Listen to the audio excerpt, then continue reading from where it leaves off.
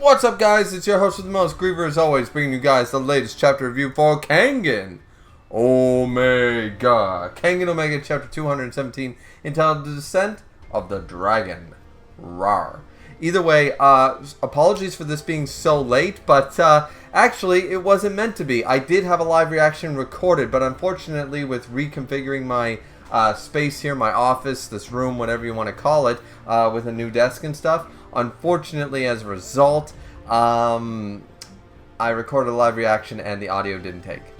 So the audio wasn't recorded. It wasn't like it was muted or something like that, or the microphone wasn't plugged in. I don't really know what happened, but some configuration, some drivers, whatever have you. So the live reaction is gone. So we're trying to make up for that right now by giving you a quick summary and quick review of the chapter. Sorry about the live reaction. I thought it was pretty good when I did it, but suffice it to say, I can summarize this chapter pretty good with the end of the chapter is what everybody's going to talk about, right? Everybody and their dog is going to talk about what's going to happen in 218. Who done it? Who won? Right? That's what everybody's going to talk about. Now the thing is that I'm not really in one camp or the other. I'm sitting here like, obviously.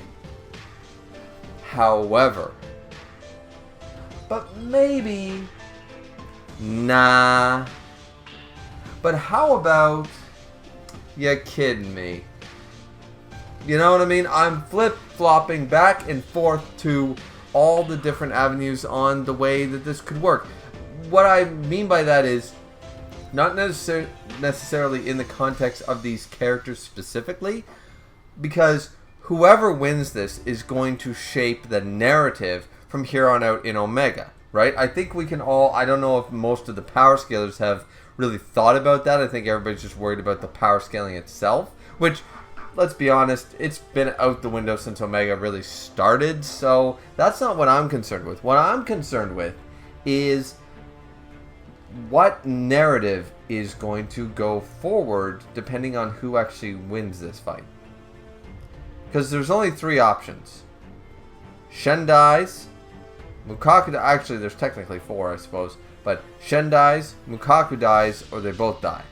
Or, fourth option, they both live. The fourth option is sort of the most unlikely, I would argue, but depending on which one goes where, the whole narrative of the story changes going forward. And that's what's concerning me about this chapter. I thought the chapter was alright and quite a bit of fun, and it actually came full circle with Mukaku's backstory. It makes sense. Though this Long Yi guy who fought against the Connector 85 years ago, and Mukaku's his grandson, blah blah blah blah blah, all that stuff at 15. Yeah. So his whole plan is for revenge. So he's an asshole, he's a scumbag, but we get it. Once again, people tend to forget that empathy and sympathy are different things. They're similar in nature, but they are different. They're completely different. I would argue that people can empathize, but cannot sympathize with Mukaku. Or vice versa, depending on your stance on the degree at which levels he's willing to go to beat Shen, to beat and kill the Connector, right? That being the case, the backstory was fine, but once again, Long Yi, the grandfather, the character who fights against the Dragon Clan. So there's the Westward faction, there's the Worm, and then there's this this Dragon tribe, this Dragon Clan that also worked for the Connector. Now, what's funny to me is the hypocrisy here. Realistically, the hypocrisy. Now, you can argue it's not. I'm going to say it is as far as I'm concerned, but we'll see what you guys think. So, basically what he says is the whole reason he goes against Shen, he goes against the Connector for one sole purpose. And that sole purpose is the fact that Shen is trying to clone himself. Now, the Connector, this is 85 years ago, it's 2020, so we're looking at around the World War II era. And the World War II era definitely heavily thought about, Terminators, robotics, androids, cloning, cybernetic enhancements, those Nazi scientists were out to lunch with their ideas. Let's be real. But they had a lot of basis for a lot of crazy shit that they did, and I'm not going to, say one way or another on that stuff. The fact of the matter is that it was brought up and it was heavy in the trade or in the sciences back then. So it was all the rage, if you will. So this actually lines up with the fact that they're done with this 2,000-year-old technique, the Hoi Seng, which basically the Dragon Long Yi says he's okay with. It's like and he calls him out on it. He calls it, this is pseudo immortality. This is pseudo reincarnation. Is what you're doing right now, and I'm okay with that. I think it's just a translation thing, because what he basically says is, yeah, doing that shit, which is, once again, immoral as shit, and against the natural order, completely. We can definitely make that argument. Long Yi draws the line at cloning. Now, here's my problem. Here's my problem with that. Is the fact that, great that you have an issue with him cloning himself. I mean, fine dandy, stand on your morals, my man. And your thigh muscles are just haven't seen ones like that since Street Fighter.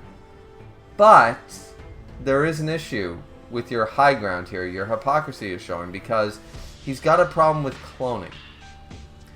Yet he has no problem with the method of Hoi Seng, which he also calls a pseudo or a quasi reincarnation immortality method. The difference is, as far as I'm aware, does it not take them to literally steal a child or take a child and basically indoctrinate them and brainwash them for generation after generation after generation to continue this quasi reincarnation? Now, in my mind, that's against not only a moral high ground, but against the natural order of things. And you can argue this is 85 years ago and they think cloning's like some evil magic shit. Okay. But if they don't think that Hoi Seng is some evil magic voodoo shit at this point, then I'm going to argue no, cloning's not that bad. And the fact of the matter is, cloning takes away the morality of the problem, really. Because, alright, you've been stealing away small children from God knows where to fucking, or you've been raping women, or you've been doing something to find these children and brainwash them into becoming the next connector each and every generation once the old one's ready to go. You've been performing this for over 1,000 years. Cloning takes the innocent sort of out of the equation.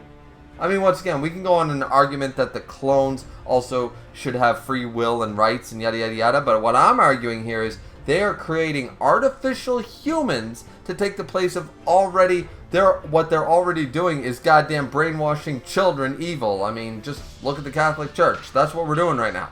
And what they want to do is, or the connector wants to do, is literally take the innocence out of the equation, create artificial bodies pretty much, like blank slates for himself, where no child of some parents where are the parents of all these kids? And Christ knows, taking the innocent factor away from the equation, and that's where this Dragon Tribe leader has drawn the line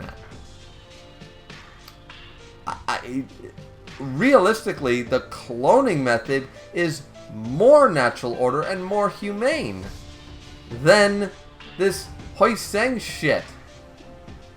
Like, I'm sort of losing something in translation here. I sort of get what they're going for. Is like, oh, it's against the natural order to actually try to achieve immortality. Your pseudo version, which completely brainwashes, kidnapped children, and for thousands of years and shit. Yeah, I'm good on that moral high ground. But the moment you take that out of the equation and you want to create some homunculi, oh man, now you're against everything and I have to kill you. I have to waste my entire clan on trying to kill you.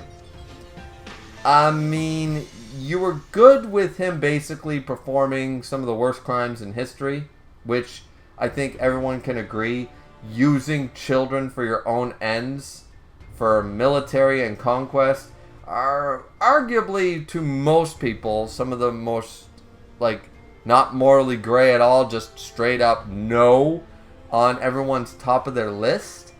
He's fine with that. Cloning, he draws the line. It just doesn't make any sense when you think about it.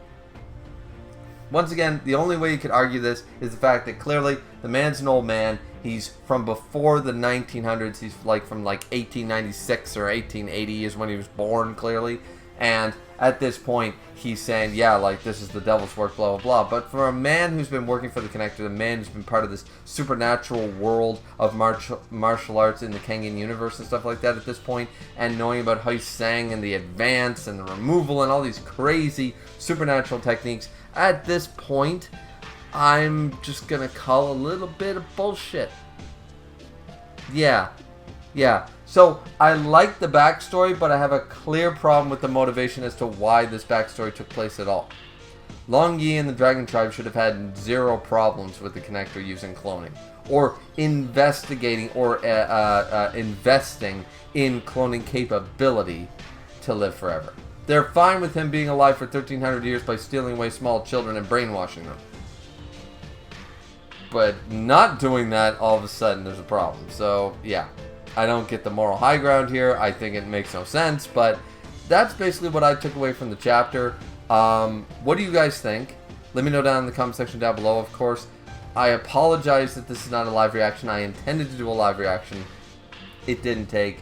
And, yeah, at the end of the day, who knows who won? I'm curious to know. And a key thing to bring up, Mukaku has yet to use the advance. Just saying. He hasn't gone technically all out as far as we know yet. So maybe one last advance would kick him over the edge and he'd have a heart attack and die because he's over 100. But who knows? Who really knows? So let me know down in the comment section down below if you think this fight is over. Who do you think won? Did they both lose? Did they both win? Or who won the 1v1? And are you okay with the backstory coming full circle? Once again, I'm glad that we got this backstory full circle. It makes total sense. All his motivations, his grudge that he's been holding on to for 85 damn years when he was just a little Krillin apprentice under Long Yi. But at the end of the day, Long Yi's the whole reason for the destruction of the third faction under the Connector, sort of holding not so much water in the palms of my hands anyways. So let me know what you guys think down in the comment section down below. Don't forget to like, comment, and subscribe. And once again, apologies for the live reaction just not taking. I was moving stuff around in the office. I should have double checked everything before I started. So anyways, and of course, I never fake it for you guys, so it ended up being a review, and it's of course at least a day late. So anyways, thanks so much for watching if you did, and see you back here next time. Sayonara, everybody. Looking forward to chapter 218.